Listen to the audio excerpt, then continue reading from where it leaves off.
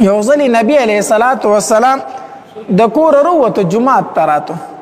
مسجد نبوي ته مانځه له راتو نو چې راتله د دې جومات په خوا کې څه کسانو چې هغوی خندل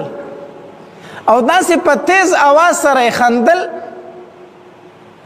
چې هغې دلالت کو د دوی د زړونو په غفلت باندې چې د دوی زړونه غافل دي ځکه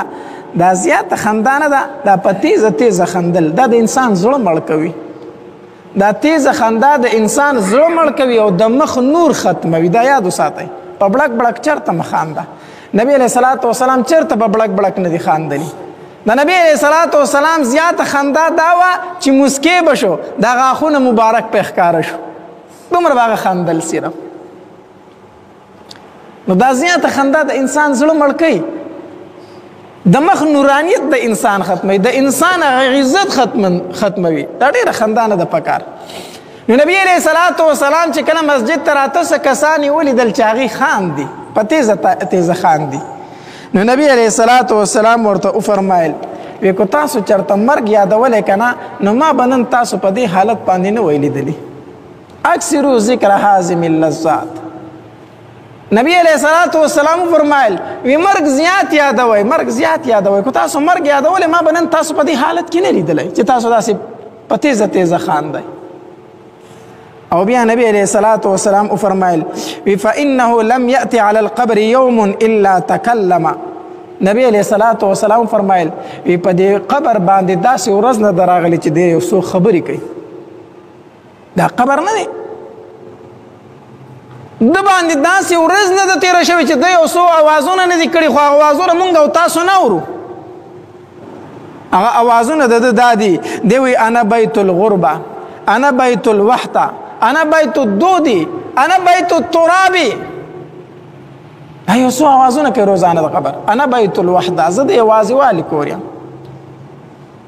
ما کې ملګری نشته دی ګورې چې راځې ځان له نیک عمل ملګری جوړ کړه ماله راشه انا بیت الوحده زه د یوازیوالي کور یم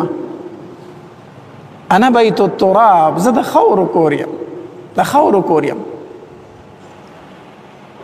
ډېر نه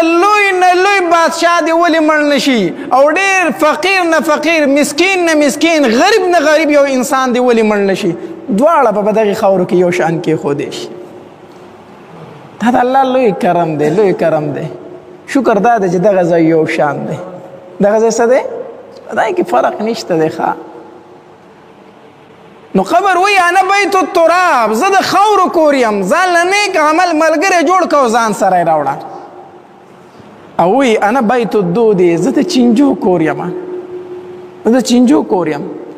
ای ستا دا ښایسته مخ ستا دا ښایسته او نازک بدن چې دی چې یو څو ورځې په ما کې تېرې شي په ده کې به چینجي شروع شي د ټولو نه اول به دې دا سترګې په دې مخ باندې روبهیږي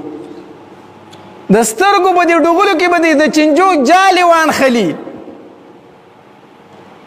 هغه نازک بدن چې تا پې دوړه نه پرېښودله دې ته به د لاندې غاړې وروس شي چینجي به ورته لګیا شي انا بیت التراب خېټه به دې وپړسېږي دا به وچ شي په منځ باندې دا ګندونه به ترې روان شي انا بیت الدود زه د چینجو کور یم ګورې داسې عمل ځان له راوړه چې د چینجو نه دې حفاظت وکړی شي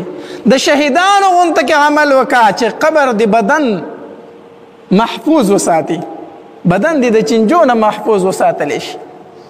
انا بیت الدود زه د چینجو کور یم داسې عمل د ځان سره راوړه چې دا بدن دې زه محفوظ وساتم ورنه په درېمه څلورمه ورځ به دې په بدن کې چینجي شروع شي